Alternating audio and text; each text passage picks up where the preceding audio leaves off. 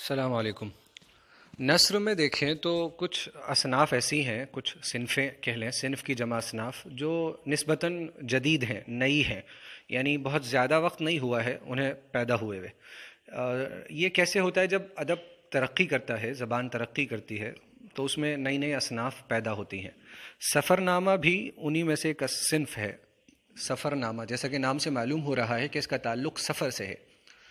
دیکھیے، سفر نامہ، جب ہم کوئی سفر کرتے ہیں، کسی سفر پر جاتے ہیں، واپس لوٹتے ہیں، تو آپ کو معلوم ہے کہ آپ بھی جب کسی سفر پر گئے، کہیں گھومنے گئے تھے، آتے ہی دوستوں کو، محلے پڑوسیوں کو بتاتے ہیں۔ اگر آپ کا سفر بہت خاص ہو، ہر کسی کے لیے اس کا سفر خاص ہی ہوتا ہے، لیکن سفر اگر کسی خاص جگہ کا ہو، مثلاً آپ تاج محل گئے، مطلب آپ ہندوستان میں ہی آگرہ میں تاج محل گئے، یا کسی پہاڑی علاقے میں گئے تھے، آپ نے وہاں جو کچھ دیکھا، ایک تجربہ کیا، آپ نے کچھ ایکسپیرینس کیا، ایکسپیرینسز اپنے شیئر کرتے ہیں، بتاتے ہیں لوگوں کے ساتھ میں، یہ فطرتی بات ہے۔ لیکن اگر اسی کو آپ اس انداز سے بتائیں کہ وہ ہر کسی کے پڑھنے لائق چیز بن جائے، تب وہ ادب بن جاتی ہے۔ ادب بن گئی تو مستقل ایک صنف بن گئی، مستقل ایک کیٹیگرائز ہم نے اس کو کر دیا کہ بھئی یہ اس کیٹیگری کی، یعنی اب اس سلسلے میں جو کچھ لکھا جائے گا، کوئی آدمی سفر سے آ کر اگر سفر کے بارے میں تخلیقی انداز میں، کریٹیو انداز میں کچھ لکھے گا، اپنا تجربہ ہم سے بانٹے گا، تو ہم اسے سفر نامہ کہیں گے۔ دھیرے دھیرے اس کے اصول طے ہو گئے اور ایک نئی صنف وجود میں آ گئی، سفر نامہ۔ بہت سے بچے پوچھتے ہیں صنف کسے کہتے ہیں؟ میں نے سمجھانے کی کوشش کی ہے۔ غزل ایک صنف ہے، پرانی صنف ہے، نظم ایک صنف ہے، غزل کے بعد پیدا ہوئی ہے۔ اولاً اردو میں غزل پیدا ہوئی ہے۔ قصیدے کا زمانہ بھی اسی کے آس پاس کا زمانہ ہے، بلکہ فارسی میں قصیدہ ہوتا تھا، عربی میں جو قصیدہ ہوتا تھا، اسی سے فارسی والوں نے غزل نکالی ہے، اور فارسی سے غزل اردو میں آئی ہے۔ تو غزل، نظم، یہ نسبتاً پرانی صنفیں ہیں۔ اور اسی طرح نثر میں دیکھیں تو افسانہ ہے۔ افسانہ حالانکہ نیا ہے، لیکن اس سے شروعات میں اگر جائیں تو داستانیں ملتی ہیں جو بہت پرانی ہیں، پھر ناول ملتے ہیں، پھر افسانہ ملتا ہے، پھر اس کے بعد دیکھیں تو مضمون، انشائیہ، اور پھر سفر نامہ بھی انہی کی ایک کیٹیگری میں، اسی مطلب اس کا حصہ ہے۔ ایک مقبول صنف ہے، آج کل مقبول ہو چکی ہے، سفر نامے پڑھے جاتے ہیں، بڑے بڑے عظیم لوگ ہیں، مفتی تقی عثمانی ہیں، ان کے بڑے زبردست سفر نامے موجود ہیں۔ سر سید احمد ہیں، اگر ہم 50 60 100 سال پہلے کی بات کریں، ان کے سفر نامے ہیں جو انہوں نے سفر کیے ہیں، سفر پہ سے آ کر اپنے سفر کے تجربات کو لکھا ہے، یا سفر کے دوران ہی بعض لوگ لکھتے چلے جاتے ہیں کیا کیا انہوں نے دیکھا، کیا کچھ محسوس کیا۔ سفر کے دوران جو کچھ محسوس ہوتا ہے نا، ہاں، وہ تمام چیزیں، تو ہر سفر ایک تجربہ ہوتا ہے، جیسا کہ میں نے کہا، ہر سفر ایک آدمی کے لیے تجربہ ہے۔ تجربہ مطلب جب ہم کوئی چیز پہلی بار کچھ چیز دیکھ رہے ہوں، پہلی بار کہیں جا رہے ہوں، جگہ سے گزر رہے ہوں، تو جو کچھ ہمیں محسوس ہو رہا ہو، تاثرات پیدا ہو رہے ہوں، اور تجربات بھی ہوتے ہیں۔ اور اگر کسی شخص میں اس تجربے کو بیان کرنے کی صلاحیت بھی ہو تو ایک دلچسپ سفر نامہ لکھا جا سکتا ہے۔ میں نے کہا نا، اس میں صلاحیت ہو، کیپیبلٹیز ہوں کہ وہ اپنے سفر کے تجربات کو ہم سے بہترین انداز میں، اچھے انداز میں بیان کر سکے، کہ ہمیں بھی مزہ آ جائے، سننے والے کو ایسا لگے کہ یار میں بھی سفر پہ گیا تھا۔ پرانے زمانے میں جب مسافر سفر سے واپس آتے تو اپنے تجربات کی روداد، کہانیاں، جو کچھ ہوا ان پر، روداد مطلب جو کچھ میرے ساتھ گزرا، دوستوں اور عزیزوں کو سناتے تھے۔ اس طرح کے بہت سے قصے آپ نے بھی پڑھے ہوں گے۔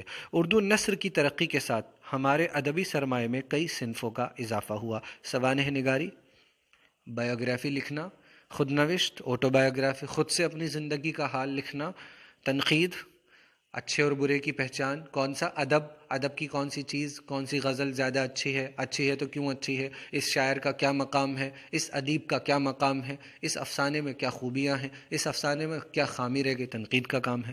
انشائیہ اور سفر نامہ نثر کی نسبتاً ریلیٹیولی جدید تر صنفیں کہی جاتی ہیں۔ سفر نامے کے مطالعے سے ہمیں اجنبی دیاروں، دور دراز کے ملکوں، تہذیبوں اور جغرافیائی حالات سے آگاہی ملتی ہے۔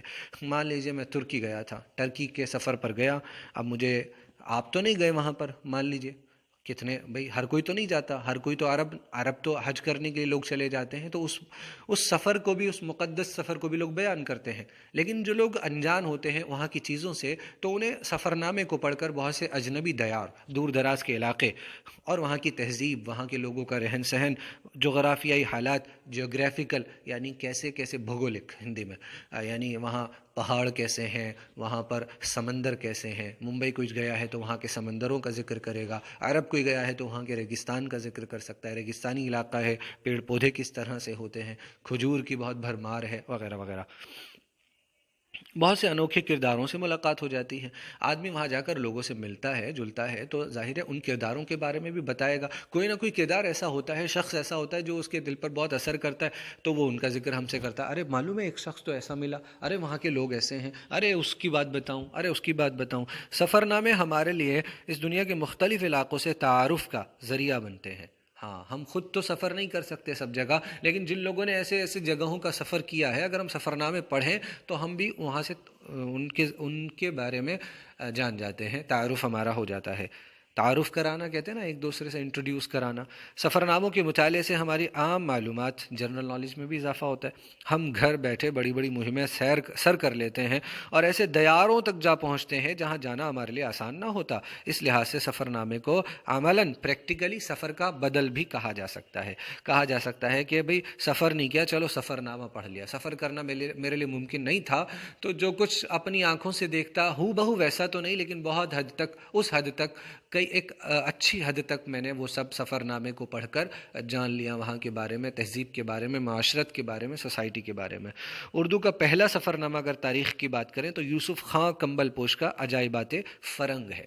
انگلینڈ کو آپ جانتے ہیں، فرنگ، عجائبات، عجائب ہے نا، عجائبات، عجیب چیزیں، عجائبات فرنگ۔ یوسف خان نے 30 مارچ 1837 کی بات ہے، دیکھیے، کلکتے سے پانی کے جہاز کے ذریعے انگلینڈ کا سفر کیا تھا۔ انہوں نے انگلستان کے شہر لندن میں وہ ٹھہرے، وہاں کی آب و ہوا، نئی نئی ایجادات، ڈسکوریز اور وہاں کے باشندوں کا ذکر انہوں نے نہایت دلچسپ انداز میں کیا ہے۔ پہلا سفر نامہ، بس یہیں سے راستہ کھل گیا سفر نامے کی ترقی کا۔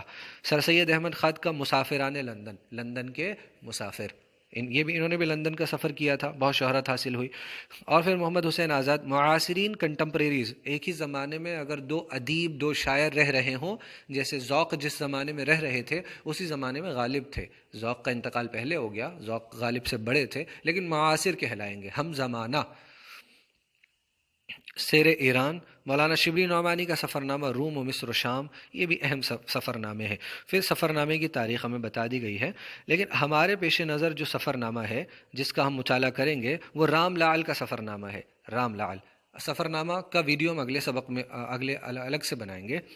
رام لعل کا سفر نامہ جو ہے یہ حالانکہ افسانہ نگار ہیں، ان کی پیدائش میاوالی میں، یعنی مغربی پنجاب، اب پاکستان میں وہ علاقہ آتا ہے، وہاں لاہور میں تعلیم حاصل کی اور وہیں پھر ریلوے میں ملازم ہو گئے۔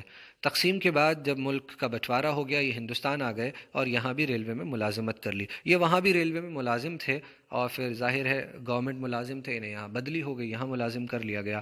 ان کے 2 سفر نامے جس میں اہم زرد پتوں کی بہار ہے، اور اس میں پاکستان کا ایک انہوں نے سفر کیا تھا، اس کی تفصیلات ہیں۔ اب یہ افسانہ کس اعتبار سے، دیکھیے انوکھا کس اعتبار سے ہے کہ یہ نئی دنیا کی دریافت کے لیے نہیں ہے، یعنی وہ جگہ جو میں نے نہیں دیکھی ہے، میں وہاں جا رہا ہوں، یورپ جا رہا ہوں، امریکہ جا رہا ہوں، میں نے نہیں دیکھا ہے، وہاں جا رہا ہوں اور ایک نئی دنیا میں نے دیکھی ہے، اس کے بارے میں سفر نامہ لکھ رہا ہوں، نہیں، بلکہ پرانی دنیا، پرانی یادوں کو تازہ کرنے کے لیے سفر کیا تھا۔